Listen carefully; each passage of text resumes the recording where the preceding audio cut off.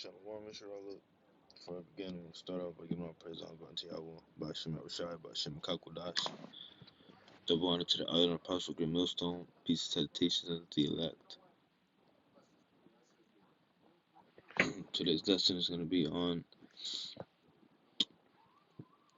pretty much the origins of Easter. Alright, the origins of Easter. And it says, on Easter Sunday, a bunny would deliver chocolate eggs to many households across Australia. How have you ever wondered how this seemingly bizarre tradition came to be? Well, it turns out Easter actually began as a pagan festival celebrating spring in the northern hemisphere, long before the advent of Christianity.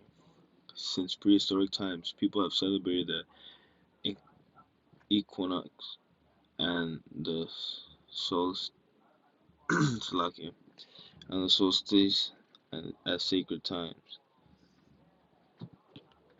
University of Sydney professor Carol Cusack said, the spring the spring equinox is a day where the amount of dark and the amount of daylight is exactly identical, so you can tell that you're emerging from winter because the daylight and the dark have come back into balance. People map their whole lives according to the patterns of nature. But up here, remember, up, I'm gonna put it back up. It says, well, it turns out Easter actually began as a pagan festival. Real quick. Okay, real quick. It is. Let me find it real quick.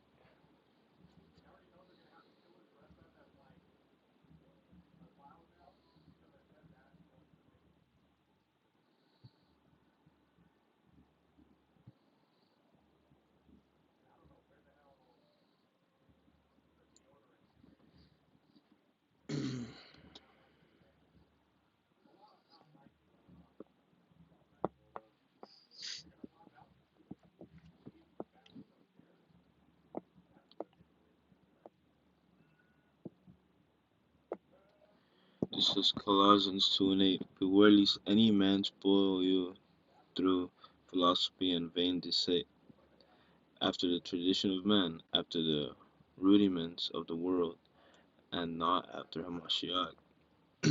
Right, so, you know, you're not supposed to be celebrating this, you're supposed to be seeking the Lord. Okay? You're supposed to be seeking the Lord. Alright? Not celebrating all this shit. Alright? This is Deuteronomy 12:29. When the Lord Yahweh thy power shall cut off the nations from before thee, whither thou goest to possess them, and thou succeedest them, and dwellest in their land. Take heed to thyself that thou art not snared by following them. Alright, after that they be destroyed from before thee, and that thou empire not after their powers, saying, how did these nations serve their powers? Even so will I do otherwise. Likewise, thou shalt not do so unto the Lord Yahweh Messiah thy power, for every abomination to the Lord, which he hateth, have they done unto their powers, for even their sons and their daughters they have burned the fire to their powers. What thing whatsoever I command you, observe to do it. Thou shalt not add thereto, nor diminish it. Alright, so, the Lord don't want you celebrating this shit, okay? He goes on to say, following the advent of Christianity, the Easter period became associated with the resurrection of Christ. In the first couple of centuries after Jesus' life, fest days in the new Christian church were attached to old pagan festivals, Professor Cusack said.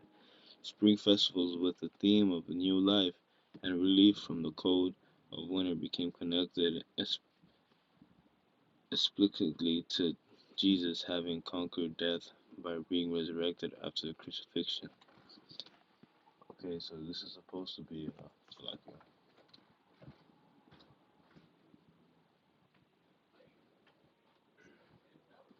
so this is supposed to be a day where you celebrate, I guess, so-called Jesus, his resurrection. But we all know that's bullshit, right? And I didn't really want to read all of it, so I'm just gonna read a bit more. And I think I got the point across already, but I'll just read a little bit more. In 325 AD, the first major church council, the Council of Nicaea, determined that Easter should fall on the Sunday following the first full moon after the spring equinox. This is why the date moves and why Easter festivals or festivities are often referred to as movable feasts. There are defined periods between March 25th and April 25th on which Easter Sunday must fall, and that's determined by the movement of the planets and the sun, Professor Cusack said. Alright, so, you know, pretty much all you have to get is that you're worshiping a fake God. Alright, when you're doing Easter, you're celebrating Easter, you're worshiping a fake power. Alright, and the Lord said not to do that. And you know, before you know, people always automatically assume, oh, you this, you that, you this. This is what the Lord said. Alright? No matter what you think, it don't matter what I think. It's what the Lord says. Alright? And the Lord says, don't do this. Do not worship pagan um pagan powers, because the Lord is a jealous power. Alright? And this is, when we're making lesson on this, we're warning you. Okay, we are warning you. That's what a prophet is. A prophet is someone who warns you. Okay, someone who can see the future and warns you. Alright, someone who warns you pretty much. Alright, but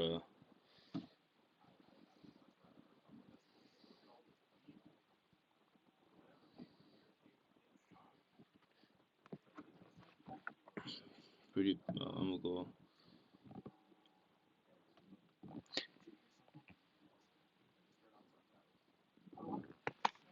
pretty much.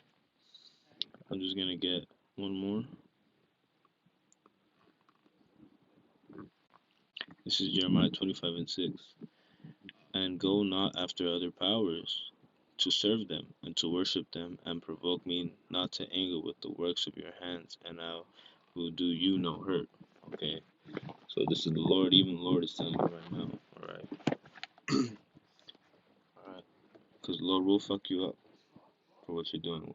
All right, but that's the lesson pretty much. I want to give all praise and glory to Yahweh. Shalom.